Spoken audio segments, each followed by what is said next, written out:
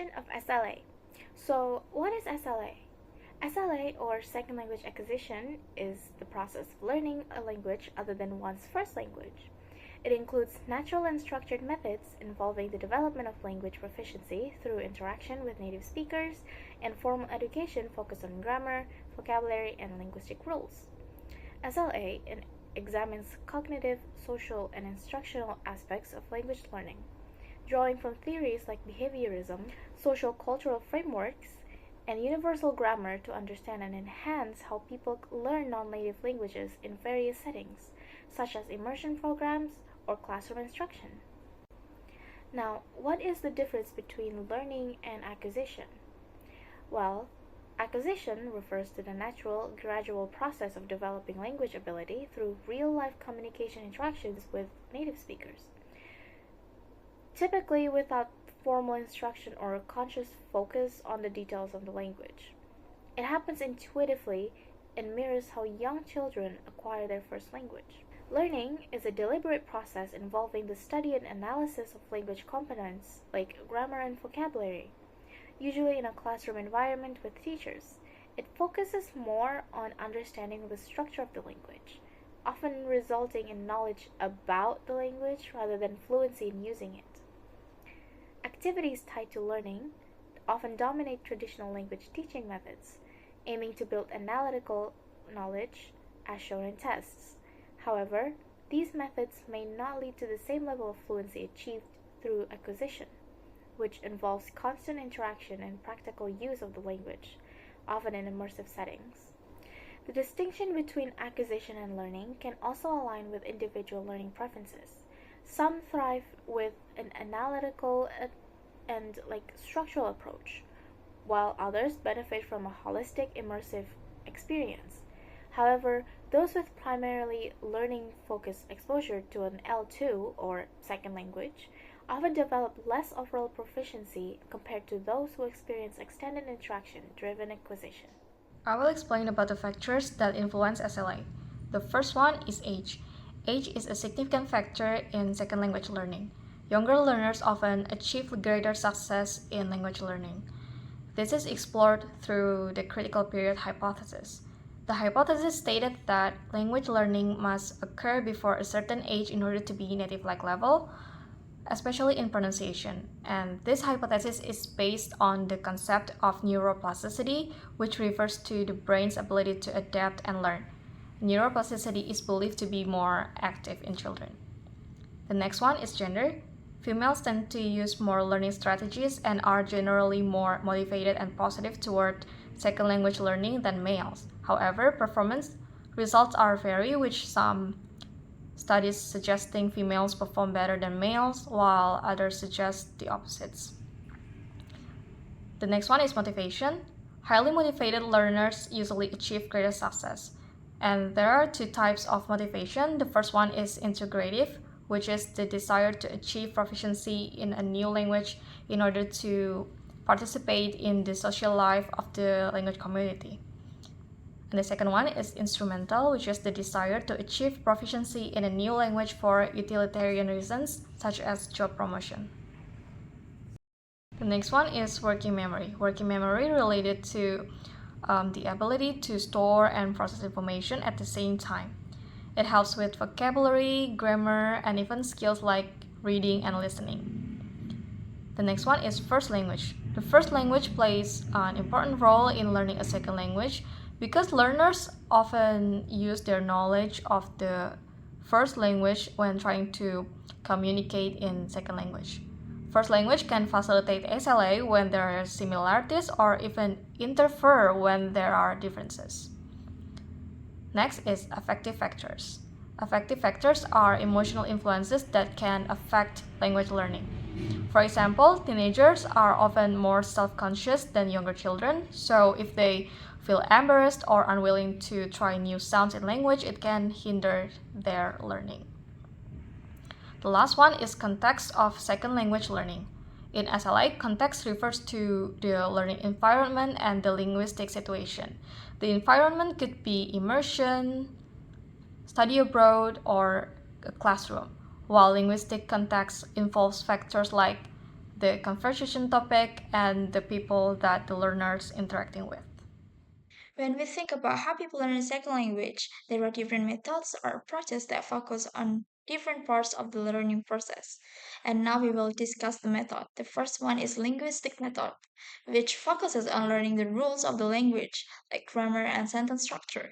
In this method, learners break down the language into parts and study them step by step. They are taught grammar rule first and then they use those rules to form sentences. The goal is to help learners understand how the language is built so they can use it correctly. This method often involves a lot of explaining the rules and practicing them in different examples. The second is cognitive method. It's based on how our brain process and remember things. This method focuses on how learners can use their memory and thinking skills to understand and remember language. It encourages learners to find ways that work best for them to memorize words, rules, and language patterns. The goal is to help learners understand how the language works in their mind so they can use it more easily in real life situations. This method often uses strategies like repetitions or making connections between new words and things the learner already knows. The third is affective or interpersonal method. It's all about emotions, motivation. This method focuses on how learner feels about the language and their learning environment. If a learner feels confident and supported, they are more likely to succeed. This approach emphasizes creating a positive and comfortable atmosphere in the classroom, where learners feel encouraged to participate and make mistakes without fear of judgment. Motivation and good relationship between teacher and students are very important here. And the last is the functional or communicative method. It's focused on using language for real communication. This method teaches learners how to use language to express ideas, ask questions, and understand others in everyday situations. Instead of focusing on grammar rules, this method encourages learners to practice language such as having conversations, role playing, and doing activities that involve real life communication. The goal is to help learners use the language to achieve a purpose, like ordering food at a restaurant or talking to a friend. And then we will discuss about the instructional approaches. There are different ways to teach a second language, each focusing on different aspects of learning. The first one is communicative language teaching, or CLT. It's about using the language for real communication. The main goal is to understand and express meaning, rather than just focusing on perfect grammar. While this method has mixed results, it's important to balance communication activities with some grammar lessons so learners can communicate well and use correct language. The second is task-based language teaching, or TPLT. It uses real life activities like role playing or planning a trip to practice the language. It helps learners speak smoothly, use the right language, and become more independent. Teachers give feedback during tasks to help students improve. This method works best when activities are suited to the local culture and needs. The third is content and language integrated learning. It teaches a subject like science or history in a second language. It helps learners improve vocabulary and speaking while learning academic content. However, it can be challenging if teachers are not trained in both the subject and the language. And the last is the functional or communicative method. It's focused on using language for real communication. This method teaches learners how to use language to express ideas, ask questions, and understand others in everyday situations. Instead of focusing on grammar rules, this method encourages learners to practice language such as having conversations, role playing, and doing activities that involve real life communication. The goal is to help learners use the language to achieve a purpose, like ordering food at a restaurant or talking to a friend. Okay, so now I'm going to explain about the challenges in SLA. The first is age factor. Language acquisition is easier for children due to the brain's flexibility during early development. Children under the age of 8 can learn any language as naturally as their mother tongue. However, adults face challenges because their brain's linguistic structures, shaped by their native language, interfere with the learning of a second language. This interference led to issues such as mispronunciation and misunderstanding linguistic growth. The second is social factors. A learner's social background and learning environment significantly influence second language acquisition.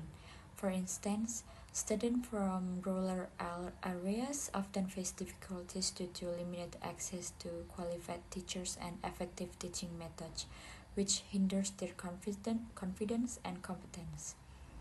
The third is psychological factors. A learner's mental state and motivation play a crucial role. Common psychological barriers include demotivation caused by lack of encouragement or ridicule in classroom settings, or fear of making mistakes and being judged by peers or teacher, which inhibits active participation. And these factors can reduce a learner's ability to develop fluency and confidence in using the second language. The fourth is interference of the mother tongue. The influence of a learner's native language often causes error in the second language. This interference occurs across various levels. The first one is phonological, mispronunciation due to unfamiliar sounds in the second language. The second is morphological. Direct translation from the native language can result in ungrammatical sentence. The third is semantic. Different in context depend, word usage cause confusion. The last one is syntactic. The word order and sentence structures of the native language might interfere with those of the second language. So next I'm going to explain about how we improving in SLA. The first one is by use live interaction. Live interactive settings enhance SLA by fostering joint attention and cooperative communication.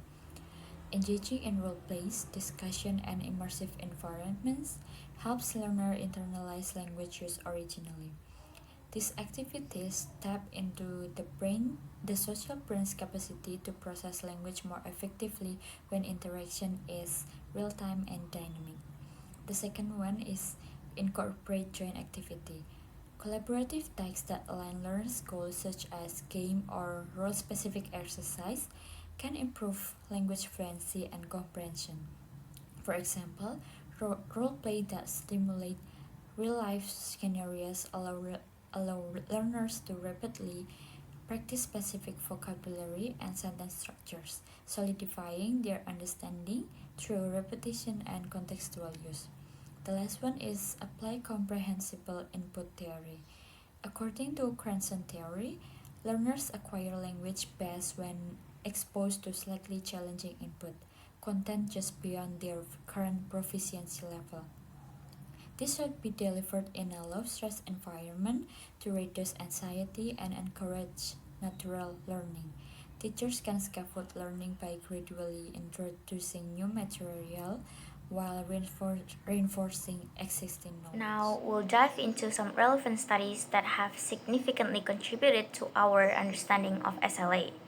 So the first study I will discuss is entitled Redefining Language Learning: The Impact of AI Technology on Second Language Acquisition, written by Yuheng Ni.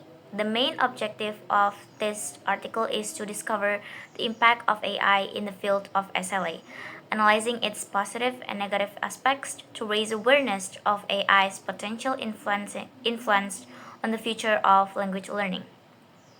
This study is related to SLA because it shows how technology, especially AI, has changed the way people learn languages. AI started by helping students fix simple mistakes, but now it can create lessons that match each person's need. The article highlights several advantages of AI in SLA. The first one is AI makes correcting spelling, pronunciation, and grammar errors more efficient. It can also be accessed by multiple people at the same time, and AI can customize the content of SLA sessions for individual learners, providing personalized guidance and support according to their needs. It can also act as an assistant for teachers by identifying where students struggle during SLA learning and adjusting the course difficulty based on their performance. AI can also simulate conversations, with native speakers through chatbots and conversation stimulators. However, the article also identifies several disadvantages. So, even though AI has access to many resources and can create different lessons, it's hard for it to come up with new content because often creating new materials needs human creativity and experience, which usually done by experts or experienced teachers based on their past experiences in the field of SLA. During the process of having a conversation with AI role playing a native speaker, it might give some SLA learners the sense of losing a natural environment with native speaker. AI might not fully understand cultural differences, which could lead to mistakes in teaching or even stereotypes that affect how learners see and value the language and culture. Although AI system can be personalized, it remains a challenge to accurately understand and identify learners' need.